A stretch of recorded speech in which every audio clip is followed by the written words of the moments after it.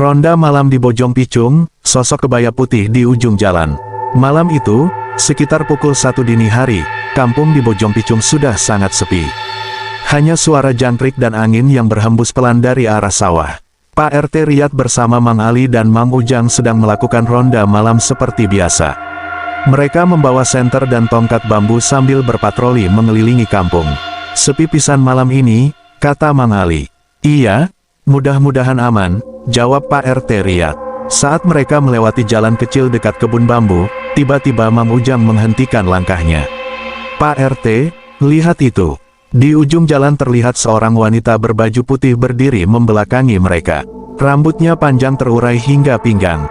Mungkin warga yang lagi lewat, kata Pak RT mencoba tenang. Mereka pun mendekat sambil menyorotkan senter.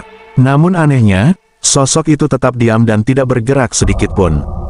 Ketika jarak tinggal sekitar 10 meter, wanita itu perlahan menoleh. Wajahnya pucat, matanya hitam pekat. Mang Ali langsung mundur beberapa langkah. Astagfirullah, belum sempat mereka berbuat apa-apa, lampu senter tiba-tiba berkedip-kedip. Angin dingin berembus sangat kencang dari arah kebun bambu. Lalu terdengar suara tawa pelan. Hehehe, suara itu bukan berasal dari depan mereka, melainkan dari segala arah. Pak RT Riyad memberanikan diri membaca doa. Mang Ali dan Mang Ujang ikut mengaminkan. Saat senter kembali menyala terang, sosok wanita itu sudah tidak ada. Namun tiba-tiba terdengar suara langkah kaki berlari di belakang mereka.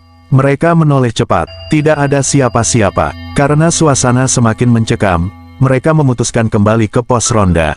Sesampainya di pos, seorang sesepuh kampung yang baru datang berkata, "Kalian tadi ronda dekat kebun bambu?" "Iya." "Iya, memang kenapa?" tanya Pak RT Riyad. Sesepuh itu terdiam sejenak. Dulu ada seorang wanita yang meninggal di dekat sana puluhan tahun lalu.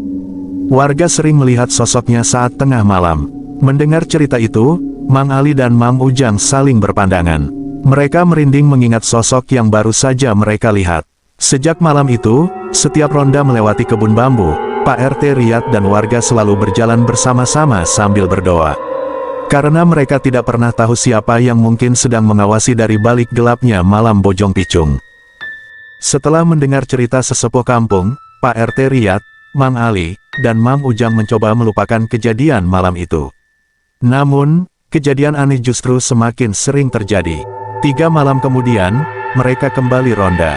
Sekitar pukul 2 dini hari, mereka sedang duduk di pos ronda sambil minum kopi. Tiba-tiba terdengar suara langkah kaki dari luar. Tok, tok, tok. Mang Ujang mengintip keluar. Ada yang datang, Pak RT. Namun saat pintu dibuka, tidak ada seorang pun di sana. Yang membuat mereka terkejut, di lantai depan pos ronda terdapat jejak kaki basah. Jejak itu kecil, seperti jejak kaki seorang wanita. Jejak tersebut masuk ke dalam pos. Mang Ali menyorotinya dengan senter. Aneh, abis hujan juga tidak. Mereka mengikuti jejak itu perlahan. Jejak kaki tersebut berakhir tepat di belakang kursi tempat Pak RT Riyad duduk. Saat itu juga udara menjadi sangat dingin. Tiba-tiba terdengar suara perempuan berbisik pelan dari arah belakang pos. "Tolong!" Ketiganya langsung berdiri. "Siapa itu?" teriak Pak RT Riyad. Tidak ada jawaban. Mereka memberanikan diri memeriksa bagian belakang pos ronda. Namun yang mereka temukan hanyalah sebuah selendang putih tua tersangkut di pagar bambu.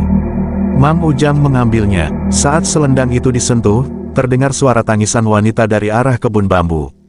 Hu, hu, hu. Suara itu semakin lama semakin dekat. Mang Ali yang biasanya pemberani mulai gemetar. Pak RT Riyad segera mengajak semua kembali ke dalam pos dan berdoa bersama. Beberapa menit kemudian, suara tangisan itu menghilang begitu saja. Keesokan paginya, mereka menunjukkan selendang putih tersebut kepada sesepuh kampung. Wajah sesepuh itu langsung berubah pucat. Selendang seperti ini pernah dipakai oleh wanita yang meninggal di kebun bambu puluhan tahun lalu. Pak RT Riyad, Mang Ali, dan Mang Ujang saling berpandangan. Ternyata kejadian yang mereka alami belum berakhir. Malam Jumat berikutnya, mereka menemukan sebuah gubuk tua yang selama ini tersembunyi di tengah kebun bambu. Dari dalam gubuk itulah terdengar suara perempuan yang memanggil nama Pak RT Riyad. Riyad, dan saat pintu gubuk terbuka perlahan, mereka melihat sesuatu yang membuat darah mereka serasa berhenti mengalir. Bersambung.